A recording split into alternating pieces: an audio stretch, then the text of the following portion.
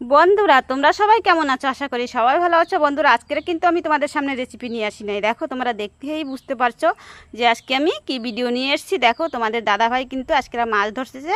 এখানে একটা কালবুট আছে, ওই নিচেই জল যাচ্ছে, ওখানে কিন্তু প্রচুর মাছ আছে। সবাই মাছ আগে ধরেছে, এখন আজকে তোমাদের দাদাভাই কিন্তু আর লোভ সামলাতে পারলো না, তাই চলে গেল মাছ ধরতে। দেখো বন্ধুরা, এই যে ওখান থেকে অনেকটাই মাছ পেয়েছে। যাই হোক, জ্যান্ত মাছের তো ঝোল হলেও ভালো লাগে, তাই না? তা দেখো মাছগুলি কিন্তু পুরো ছটপট করছে। তো এই যে দেখো এতটাই মাছ পেয়েছে, সব মাছ মিক্সচার রয়েছে এর ভিতরে। তো এটা দিয়ে আজকে রান্নাটা খুবই ভালো হবে।